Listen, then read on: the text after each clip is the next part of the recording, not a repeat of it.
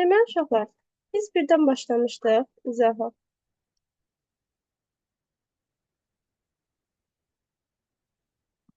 Deməli, Axis proqramda verilən tipi deyil. Bu fraction idi, çünki kəsir Excel-ə aiddir.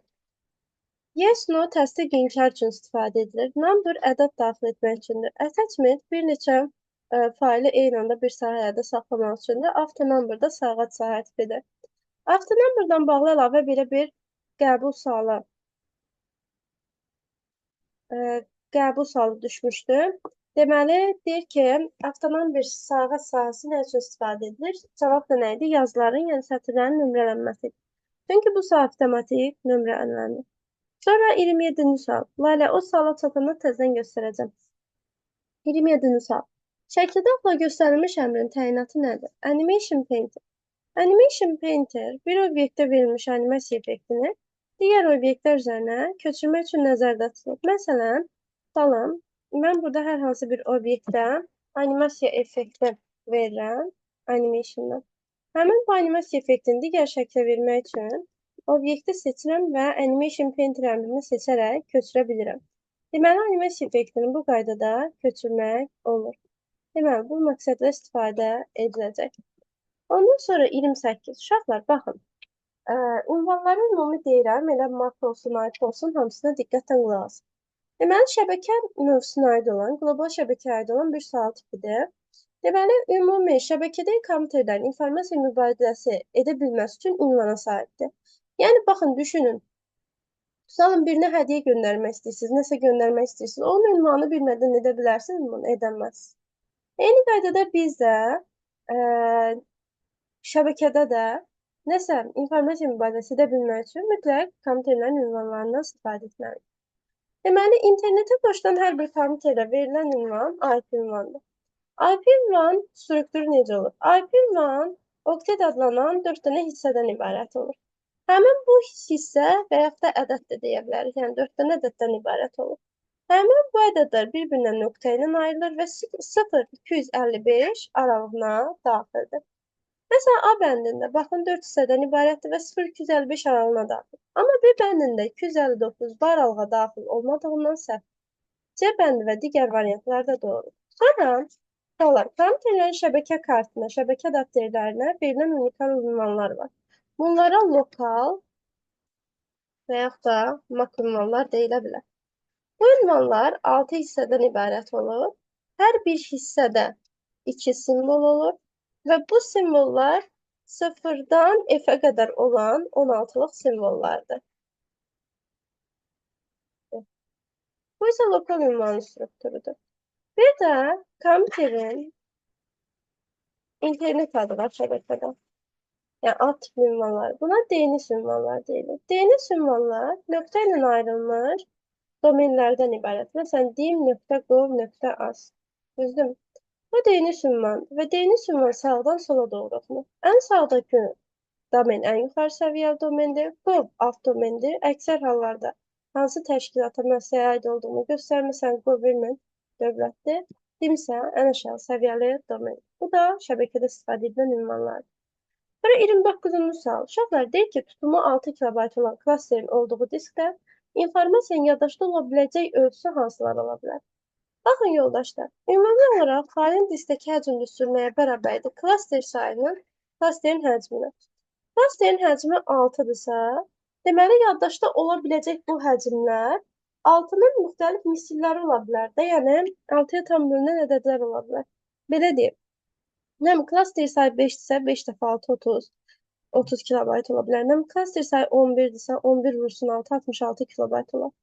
Ona görə də biz buradan belə bir nəticəyə gələ bilərik ki, tutumu 6 kilobayt olan klasterin olduğu diskdə faillərin həcmi hansı ola bilər deyəndə biz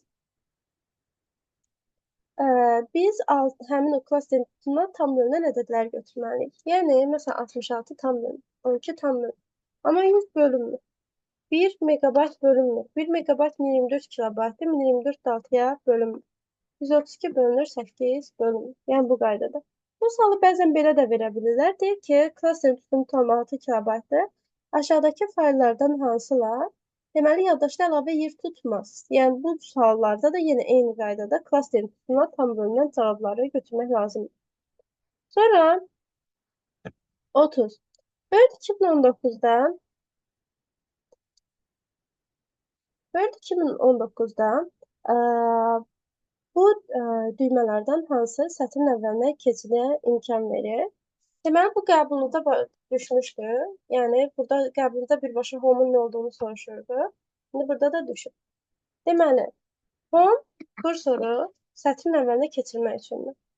Sonra end kursoru sətrin sonuna keçirir. Sağıq bir simvol sağa, soluq bir simvol sola.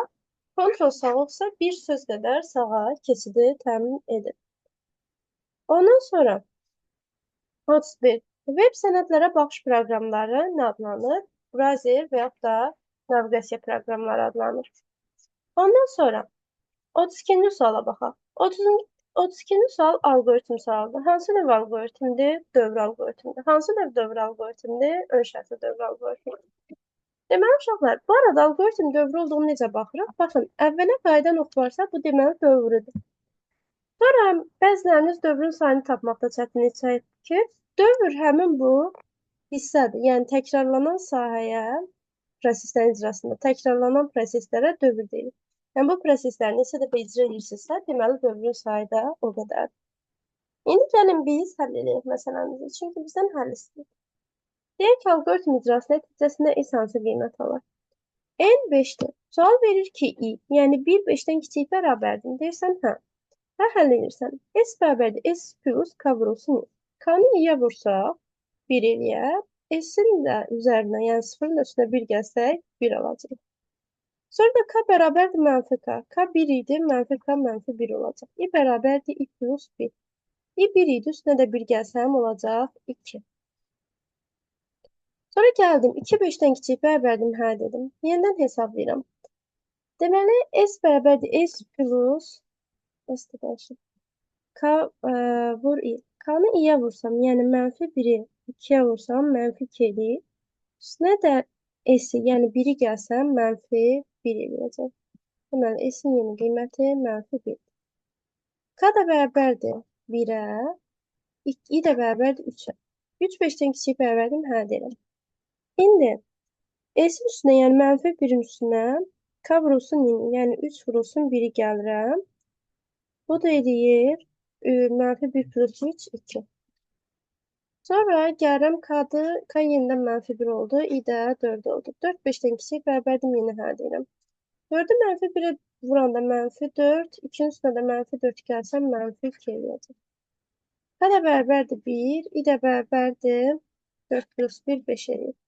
5 5-dən kiçik ya da bərabərdir, bərabərliyə hə deyirəm. 5 dəfə 1, 5 eləyir, 5-in üstünə də mənfi 2 gəlsəm, deməli 3 eləyəcək. İndi baxıram.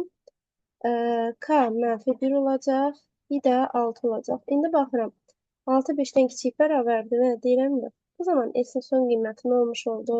3 oldu. Sonra 33-cü sual. Uşaqlar, bu da maraqlı sualdır, silsilə sualdır. Biz demişdik ki, series dialog pəncərəsində serisində row sətr istiqamətində, column isə silsilənin sütun istiqamətində olduğunu göstərir. Type-da liner ədədi, gross həndəsi, date isə tarixə görə silsilədir. Bu dəfə tarixə görə silsilədir. Və burada hansı formadadır? Günlərə görədir. Yəni, addımı günlər üzərindən götürəcəksən. Deməli, step value isə addımdır. Deməli, 3-3 artır. Hansı tarixə qədər? 1-3-cü ay 2023-ə qədər. Başlayaq. Gün olan isə birinci hissədir. 1-3 vahidi artırdım, elədir 4.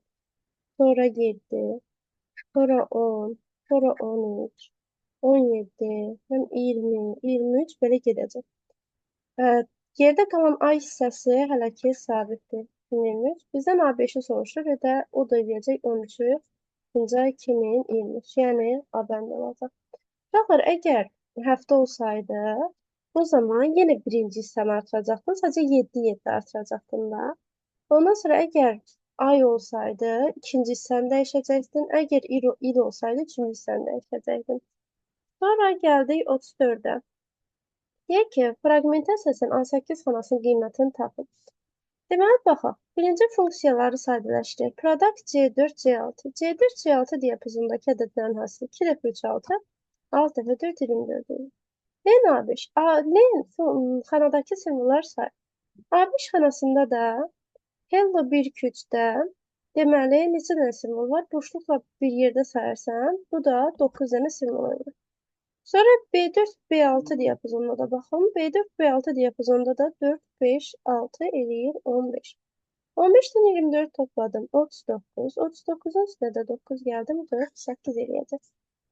Sonra keçək 35-ə. Dövrə alqoritm növləri. Uşaqlar, dövrə alqoritm ön şərtli, son şərtli və modifikasiyalı olur. Ön şərtdə birinci şərt bloku, sonra dövrün gövdəsi gəlirdi. Hətta burada qaydalarımız da vardı ki, ön şərtli dövrə alqoritmində dövr icra edilməyə də bilər. Və ön şərtli dövrə alqoritmində şərt blokuna müraciət sayı dövr sayından bir vahid çox. Sonra son şərtli, öncə dövrün gövdəsi, sonra şərt blok gəlir. Burada dövr ən az bir dəfə icra edilməlidir və dövr sayı ilə şərt blokuna müraciət sayı bərabərdir. Bura modifikasiyalar. 6 bucaqlıda verdik bu 6 bucaqlıda. Məsələn, nümunədə yazdım. Məsələn, i1, 8, 3. Bu deməkdir ki, i1-dən 8-ə 3 addımdan bir qiymət alır. 1, 4, 7. Modifikasiyalı dövr alqoritmdə dövr sayı əvvəlcədən müəyyən olur. Yəni, sən artıq buradan dövr sayını müəyyən etmək olursan. Deməli, bu da belə. Sonra uşaqlar, 36-cı sual. Uyğunluğu müəyyən edin. Deməli, giriş qurğusu kompüter informasiyanı daxil edən qurğuya deyilir. Məsələn, trackball mouse'un növüdür və mouse da kompüterə hərəkət siqnalını elektrik siqnalını çevirərək daxil edir. Sonra qrafik planşet bizim dərsdə istifadə etdiyimiz digitizerdir. İnformasiyanı qrafik təsvir olaraq kompüterə daxil edir xətlər ardıcıllığı şəklində. Sonra çıxış qurğusu. Çıxış qurğusu kompüterdəki informasiyanı xaric edir. Monitor görüntünü əks elətdirir, səs cihazdansa adi informasiyanı xaric edir. RAM isə daxili yaddaş qurğusudur. Sonra 37. Content qrupu hansı taba aiddir? Ümumiyyətlə fon həmişə harda olur? Home'da olur. Yəni, home tabına aid şriftlə bağlı əməliyyatlar üçün. Üçüncü nəsil kompüterlərin element bazası nə olmuşdur?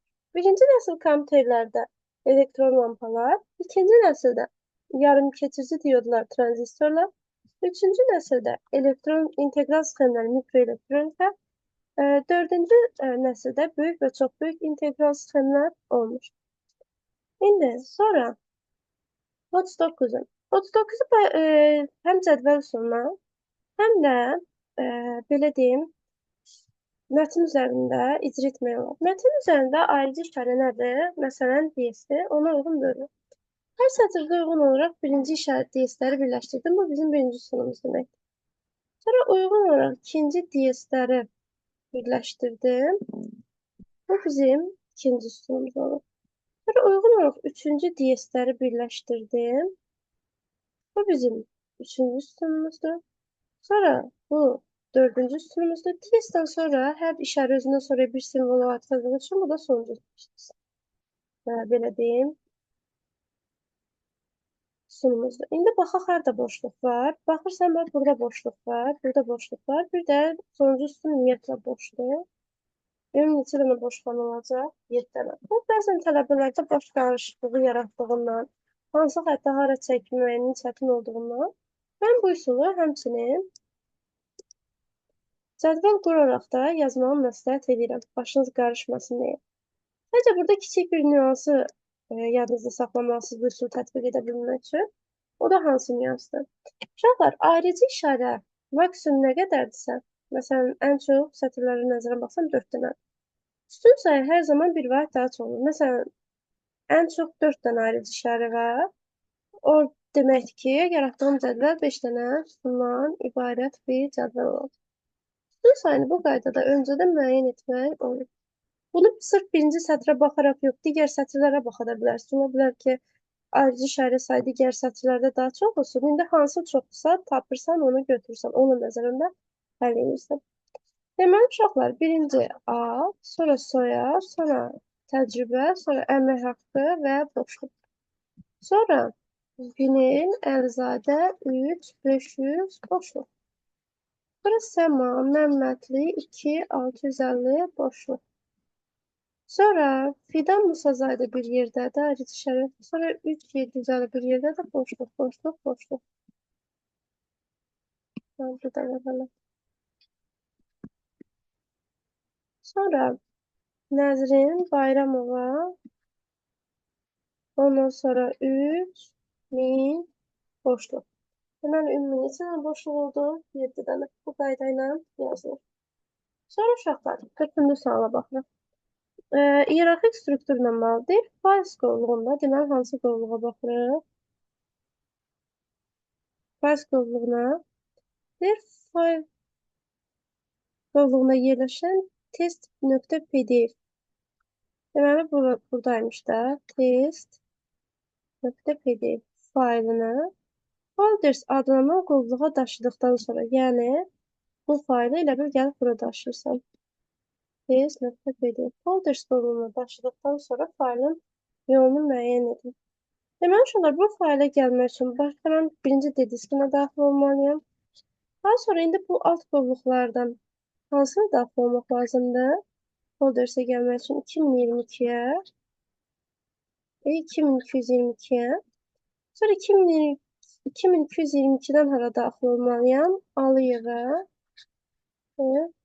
Daha sonra isə folders qovluğuna daxil olmalıyam.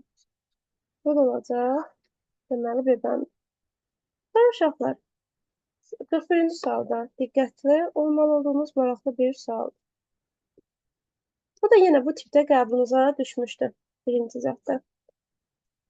Deməli, uşaqlar, 6 sətr 8 üstündən ibarət cədvəl verir. Öncəliyiniz cədvəli düzgün şəkildə çəkməyi bacarmaq. Deməli, 6 sətr var. 1, 4, 6. 8 dənə də üstün var. Bu birinci üstünümüz. İkinci.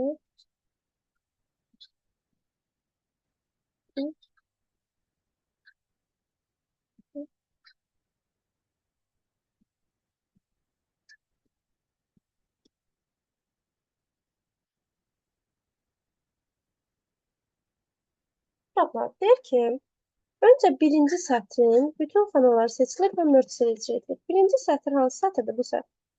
Bütün xanalar birləşdirilməsi orada vahid bir dənə xananın yaranması demək. Daha sonra gəlirik. Üçüncü sətr seçilir və üzərində aşağıdakı əməliyyat icra edilir. Uşaqlar, üçüncü sətirdə 8 dənə xana var. Birinci baxırsınız bura. Merge cell before split. Gördünüz passivdir. Deməli, xanalar birləşdirilmir. Hər bir xanaya tək-tək baxılır. Və hər bir xana 2 üstün 2 sətrə bölünür. Yəni, bu üçüncü sətirdə gördüyün hər xana 2 üstün 2 sətrə bölünür. 2 üstün 2 sətr var. Belə-belə. Və bil, hər bir xananın içində 4 dənə xana yaranır da 2 üstün 2 sətrə bölünür. Hər xanada 4 xana yarandığından 8 dəfə 4, 32 dənə xana olur. Digər sətirlərdə dəyişiklik olmadığından rəsmdə 8 dənə xana var. Onda ümumi xana sayını tapırsınız. Bu deyir 65. Bu qayda ilə tapırsınız. Uşaqlar, bu misalımızın həllidir. Şimdi gəlin, burada merge cell before split əmrinin aktiv olduğu hala baxaq. Bunu silirəm.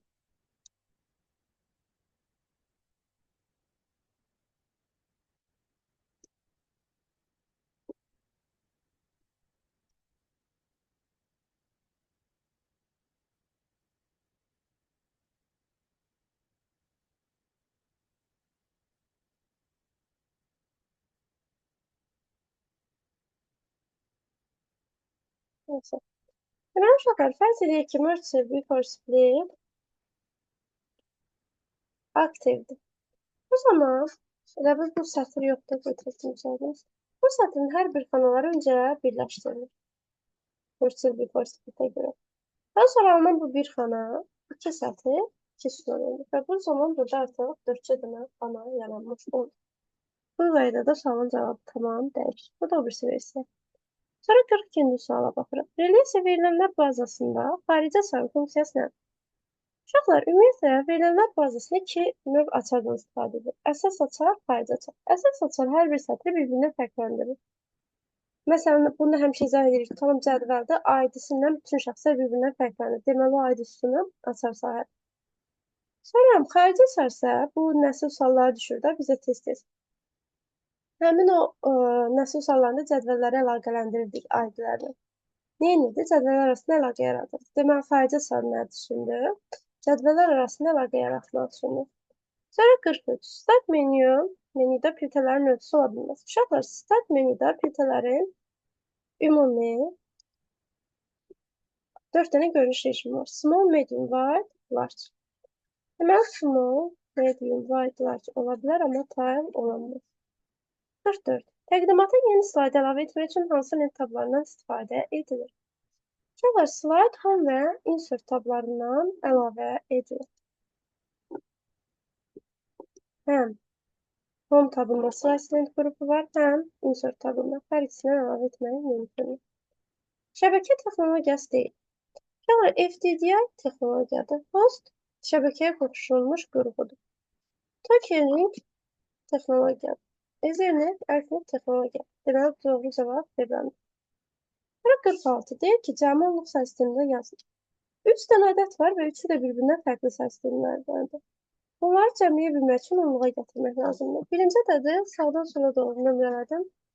1 vursun 2 üstü 8 plus 1 vurulsun üstü 1, 2. Birinci ədədin qiyməti 10 elədi. Sonra bir ədədi eyni qaydada sağdan sola doğru nömrələdim. Bu da eləyəcək 1 vurulsun 2 üstü 2, 4 plus 2 plus 1. Eləyir 7. Bundan növbətdə 7-dir. 23-dəki bunu da çevirək. Sağdan sola doğru nömrələdik.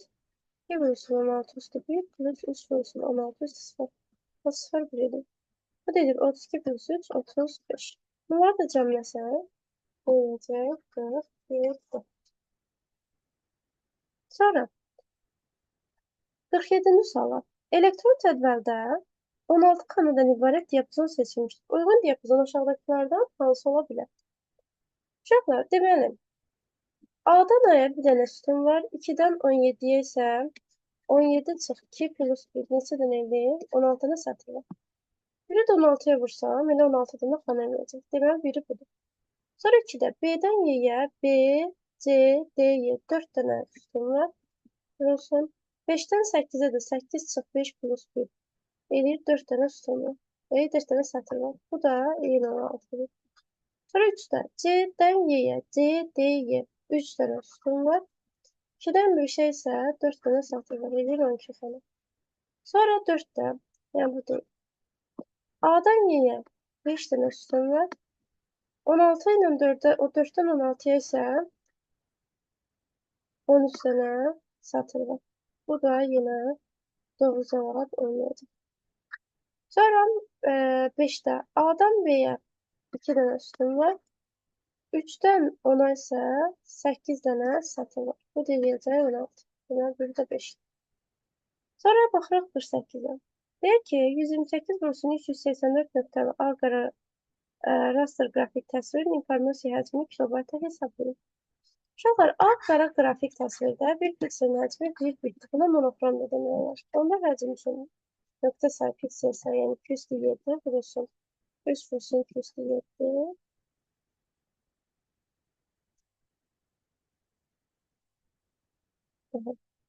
Vurulsun 1 bit. Bu deyiləcək 3 vurulsun 214 bit. Nə kilobayt içirmək üçün 213-ə böləndə 6 kilobayt qalacaq. Sonra 49-cu suala baxaq. Deməli, uşaqlar, birinci mətnimizin həcmini tapalımına 32 səhifə var. Hər səhifədə 32 sətr var. Hər sətirdə 32 simvol var və Unicode-da yazılır. Onda bu mətnin həcmi 217 bayt edir. Ötürmə sürəti bitdəndir deyə, kilobitdəndir deyə, kilobitə çevirir. 217 baytdan kilobitə keçəndə, baytdan kiloya keçəndə bölürük 210-a, baytdan bitə keçəndə vururuq 203-ə. Bu da edir 217 vur 203, 220, 220-ni də 210-a böləndə 216 edir bu arada. 216-nı 203-ə bölündə 219, 210-a bölündə 209, yəni 512 kilobit edir. Yəni uşaqlar, bizim ötürmə sürətimiz 1 millimetrə qədərdir. Yəni 1 saniyədə x-də, 16 saniyədə isə nə qədər ötürmüşük? 512 kilobit ötürmüşük. Bundan da x-ə tapırıq. Bu eləyir 3 32. Deməli, olacaq 32 kilobit. Deməli, ötürmə sürəti 1 saniyədə 32 kilobit olur. Sonra 50-də. Sonra nəşriyyat sistemi tətbiqi proqramında nəşriyyat sahəsində istifadə edilir. Özündə mətn və qrafik redaktorlar birləşdirir. Ayrıqı proqramları sistemidir. Proqramlaşdırma dilləri proqram yaradılmasında istifadə edildiyi üçün instrumentaldır. Lüğət və tərcümə yenə tətbiqidir. Antivirus proqramları isə sistem. Bu da belə. Deməli, uşaqlar, sınaq birdən bu qədər. İnşallah ki, hər şey aydın olmuş olar. Qaranlıq qalan nəsə var, uşaqlar, sizə? Hər şey aydındır.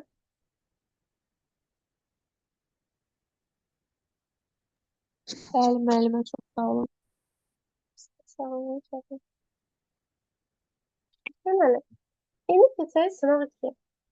Bəlkə 45 ədədinin ikilik say sistemində çevrilməsindən alınan ədəd neçə rəqəmli olar? Uşaqlar, bax, bunu çox uzun yazmadan necə tapa bilərik? 45-ə ən yaxın 2-nin qüvvəti nədir? 32-dir, yəni 2 üstü 5-dir. Heç digər toplananları yazmadan artıq cavab bəllidir. Ən böyük qüvvət nədirsə, aldığın ikilik say sistemindəki ədəd qüvvətin bir vahid böyükdür ədəddəki rəqəm sayı. Məsələn, qüvvət 5-dirsə, 6 dənə rəqəm var. O da niyə belədir? Çünki biz ən böyük rəqəmdən sıfıra doğru nömrələyirik axı. 5, 4, 3, 2, 1, 0. İştirak edən qüvvətlərə 1, iştirak etməyən qüvvətlər 0 yazılır. Nəticə etibarilə 5-dən 0-a qədər neçə rəqəm olur? 6 dənə. Yəni, ən böyük qüvvət nədirsə, elə bil aldığın ədəddəki rəqəm sayı ondan bir vahid çox olur. Bu hər zaman belə olacaq. Amma sizin üçün təbii ki, tam parçalayın, yeni say sistemi yazacaq üstünə azından. 45-ə yaxın 2-nin qüvvəti 32-dir, 2 üstü 5. Yerdə nə qaldı? 13. 13-ə yaxın 2-nin qüvvəti 8-dir, yəni 2 üstü 3. Yerdə qaldı, deməli, 5. 5-ə yaxın 2-nin qüvvəti 2 üstü 2-dir. Yerdə qaldı 1, bu da 2 üstü 0. Ondan sonra 5, 4, 3, 2, 1, 0 şəklində nömrələyirik. İştirak edən qüvvətlərə 1 yazırıq. İştirak etməyən qüvvətlərə isə 0 yazırıq. Bu qaydada alt rəqəmlər də dağılır.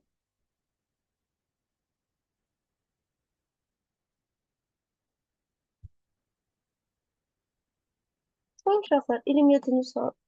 Kompüterin məntiqi strukturuna əsasən mərkəzi hissəyə aid olmayan seçək. İdarəetmə pultu periferiyadır. Hesab məntiq quyrusu mərkəzdir. Əməli yaddaş, daxili yaddaş olduğundan mərkəzdir.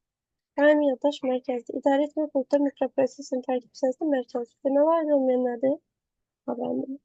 Vaxt, tarix, parol, konfigurasiyanı yadda saxlayan xarici yaddaş quyrusu KNOS-dur. Gəlin, indi hamısını danışdırıq. Daxili yaddaş quyrusu sistem KNOS. RAM uşaqlar emal olunan verilənləri və icra olunan proqramları saxlayır. SSD xarici yaddaşdır və bütün xarici yaddaş qurğularının funksiyası eynidir. İnformasiyanı uzun müddət yadda saxlamaq və daşımaq üçündür. Yəni, istifadəçilərə xidmət göstərir. Ondan sonra HDD xarici yaddaşda yenə eyni funksiyadır. İnformasiyanı uzun müddət daşımaq, yadda saxlamaq HDD-də həmçinin. Sonra 29. Biri digərinə daxil olan 2 və daha çox dövrdən ibarət olan alqoritm mürəkkəb dövrü alqoritmidir. Sonra 30. Ümumi təyinatlı tətbiqi proqram təminatı. Nəşriyyat sistemi aiddir. X bir sistemlər aiddir. Mühasibət proqramları aiddir. Oyun proqramı aiddir. Uşaqlar, browserlər qlobal kompüter şəbəkələrinə aiddir. Ümumiyyətlə, tətbiqi proqramlar 4 qrupa bölünür. Ümumi təyinatlı, üsul yönlü, problem yönlü və qlobal kompüter şəbəkələr.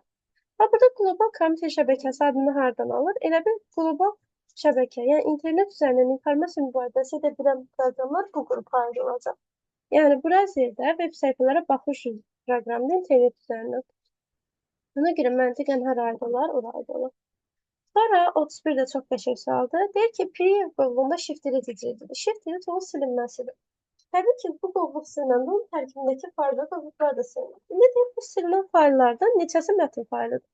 Genişlənməsində müəyyən edə bilərəm. TXT və RTF, biri notepad, biri də WordPad aid olan mətn faylıdır. Yəni 2 dənəsi. Bəs dat nədir? Datadan yadda saxlayın ki, verilənlər bazası faylıdır.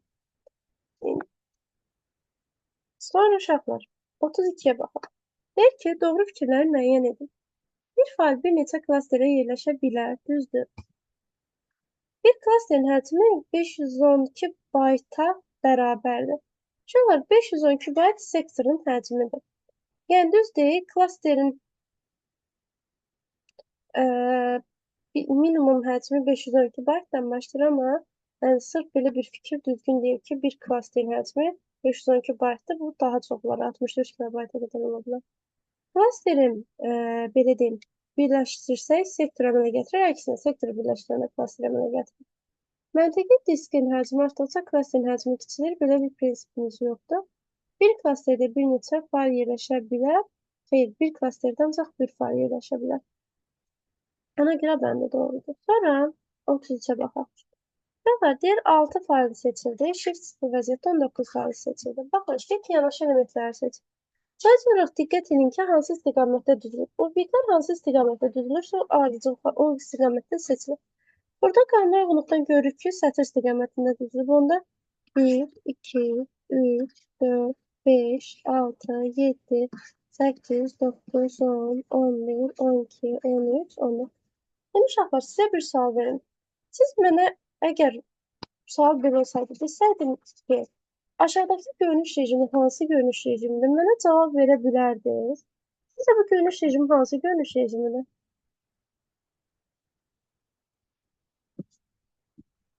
Tapa bilənə, yəni halal olsun.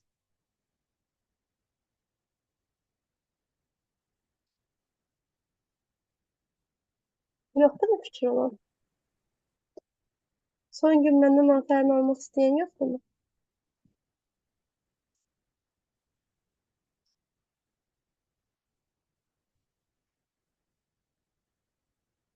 Düzdür Saltanat, tarixdə.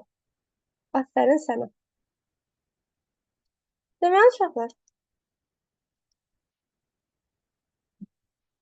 tarix görünüş rejimində obyektlər haqqındakı məlumatlar sağ tərəfdə yazılır və hər bir obyektin həcmi də görünür. Deməli, doğru cavab tarix olacaq. Belə, qəşəng. Uşaqlar, ola bilərdi ki, sualın şərtində görünüş rejiminin adını desin, amma burada şəkildə heç bir qanuna uyğunluq verməsin. Bu zaman siz nə edəcəksiniz? Əzbərdən yadınıza salacaqsınız ki, hansı görünüş rejimlərində obyektlər sətir istiqamətində, hansında sütun istiqamətində. Baxın uşaqlar, extra large, large, medium, small, bir də tight. Bu görünüş rejimlərində obyektlər sətir üzrə düzülür.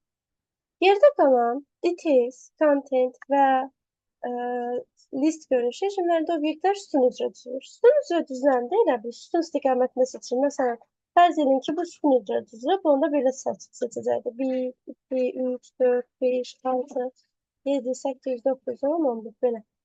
Yəni, sütun üzrə olanda da bu qaydada baxırıq.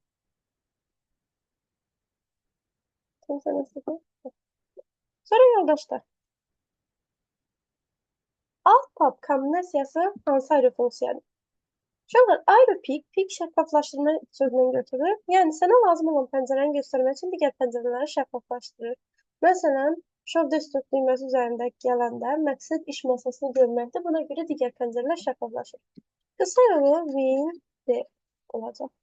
Port deyə funksiya yoxdur. Sonra ayrı şey.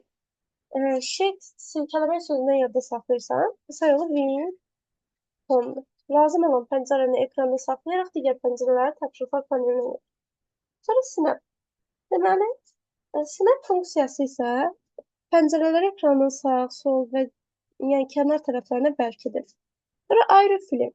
Proqramları 2D formatında ekranda göstərir və onlar arasında keçid təmin edir. Qısa yolu isə alt tab. Yəni, hansı ki, 34-ün doğru cavabı bu olacaq. Sonra 35. Failin başlıq sətrinin sol küncündən mouse'un sol düyməsi iki tərəfə kilitləndikdə nə baş verir? Uşaqlar, bax, məsələn, göstərim. Sol küncdə bir dəfə klik eləyəndə sistemin idarə düymələri aktivləşir. Hansı ki, bu, yəni pəncərənin idarə düymələri, pəncərənin tapşırıqlar panelinə yığmaq, bağlamaq əvvəlki özündən fərq etmək üçün. Bu bir dəfə sıxanda olur. Yox, əgər iki dəfə sıxsanız, bu zaman pəncərə bağlanır. Yəni, cəbəndə olur. Sonra 36. Mübadilə buferində olan faylı tələb olunan qovluğa əlavə etmək üçün hansı əmr icra olunur? Əlavə etmək üçün paste əmri icra edilir, yəni bebəndi. Sonra 37-ci sual. Bu diapazonda olan xana sayı. Sətir sayı, sütun sayını tapıram. B, C, D, Y. 4 dənə. 3-dən 9-a isə 7 dənə satır var. Necə tapdın? 9-dan 3 çıxıb üstünə 1 gəldi. 10 da xana sayı 28 dənə olur. Sonra 38. Excel 2019 cədvəlində sütunların sayı 214, yəni 16284, sətirlərin sayı isə 220, yəni 1.048.576. Və unutmayın ki, Excel'də satır sayı, sütun sayı dəyişmir. Yəni istər sil, istər əlavə dəyişmir. Sonra 39 asan sualda 10 ədədinin 50%, 10 vurulsun 50%. Tərəfə düsturdan düzgün olmayan tipdən istifadə olunması hansı bildiriş olunduqda hansı bildiriş istifadə edilir? Düzgün olmayan tip verilənlərdə deməli vəzn xətası ortaya çıxacaq. Sonra verilmiş lent qrupu hansı lent tabına aiddir? Heç tab, deməli layout lent tabına aiddir. Sonra 42.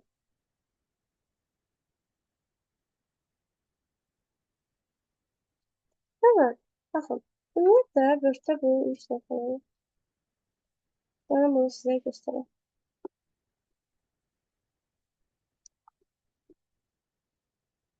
Deməli, ifadəmizi buradan yazaq.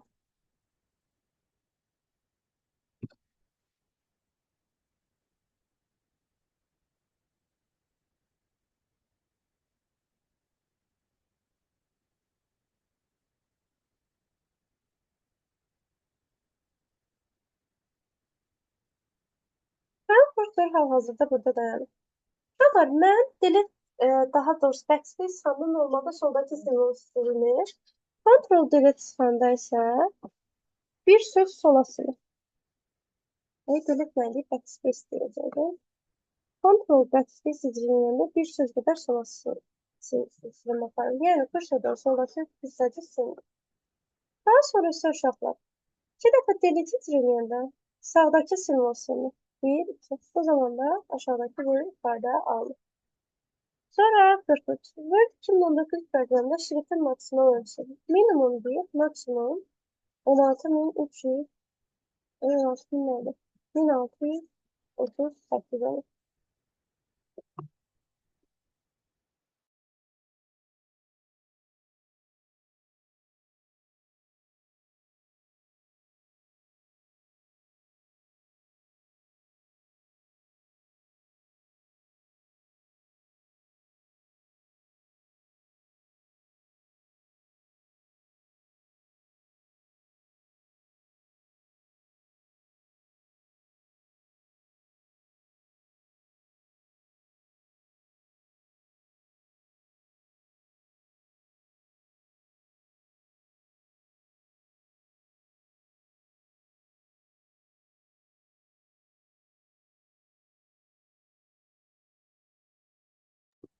Deməli, uşaqlar davam edək. 44. Sözün altından qırmızı qalaq, ortoqrafik səhvdir. Göl paralel xəttdən qrammatik səhvi göstərir. Com exhibit deməli fayllara yolxuda olan pozan viruslara fayl viruslar. Yəni icra olan fayllara yolxudan viruslara fayl viruslar deyilir. İlk gəlin 46-cı suala baxaq.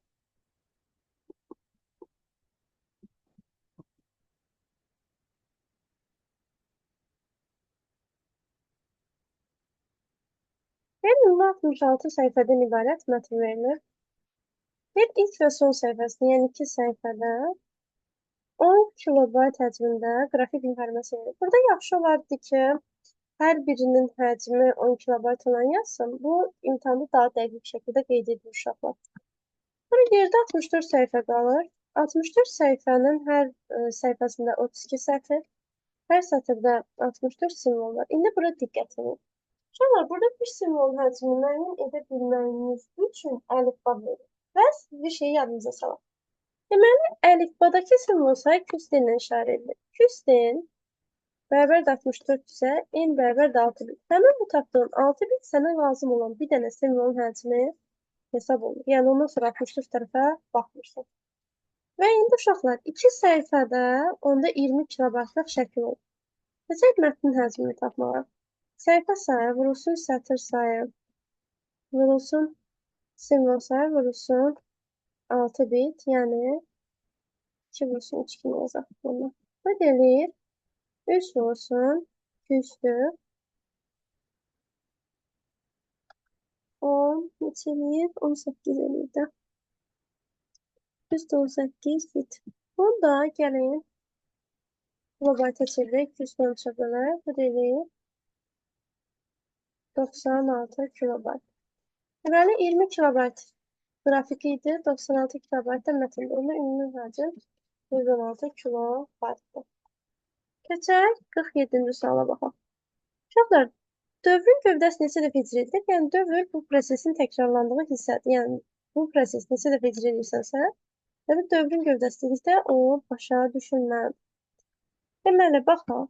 Sual verir ki, B adam böyükdür deyirsən, hə. A-nı hesablayırsan 5, B-ni də hesablayırsan 9. Sonra sual verirsən ki, B adam böyükdür, yəni 9 5-dən böyükdür, yəni hə deyirsən. O zaman A 6, V 8 elir. Təzə sual verirsən, 8 6-dan böyükdür, hə deyirsən. A 7, bu da 7 olur. Sonra deyirsən 7 7-dən böyükdür, yox. Neçə dəfə icra elədim bu prosesi? 3 dəfə. Deməli, dövr sayı 3. Sonra 48. Uşaqlar, bax, if funksiyasına bağlı bir şeydir. If-də normalda böyükdür, bərabərdir. Bunları rahat müqayisə edə bilirsən. Məsələn, birinci hissəyə sual verirsən, true'dursa birinci əməliyyat, false-da ikinci əməliyyat icra edilməlidir. Də düzdür. İndi məsələn 2-də 1-1-ə bərabərdir deyirsən, hə? Deməli, birinci əməliyyat icra edilir və Windows yazılır. Sonra 3-dən sual verirsən ki, A1 bir-birdən kiçikdirmi? Yəni 500-dən kiçikdirmi? Yox deyirsən, bu zaman Linux yazılır. Sonra gəldik yerdə qalan hallara. Uşaqlar, əgər arqumentdə birbaşa mənfi və yaxud da müsbət ədəd verilərsə, o zaman avtomatik tur nəticəsi alınır. Məsələn, A1 5-dir də, o zaman avtomatik tur nəticəsi alınır və Windows yazılır. Və yaxud da 1. Birbaşa tur nəticəsi olur və Windows yazılır. Bir dənə 0-da false olur. Niyə? Çünki 0 özü false demək. Bax, oradan yada saxlayın.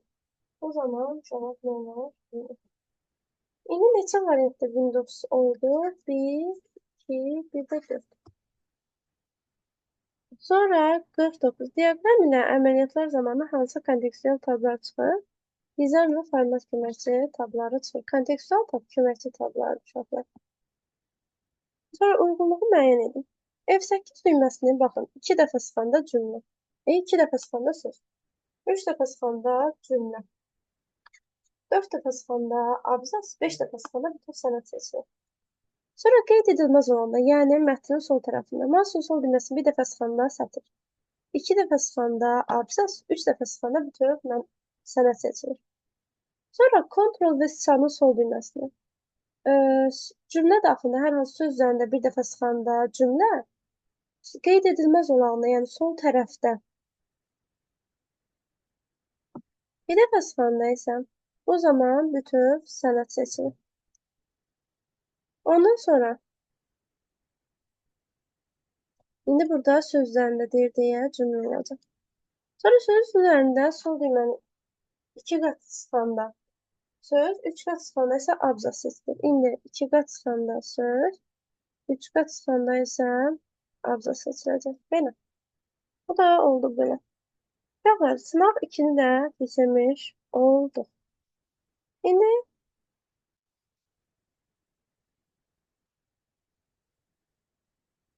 qırmızı dalğa alfabet orfoqrafik oldu, bəli, aydın.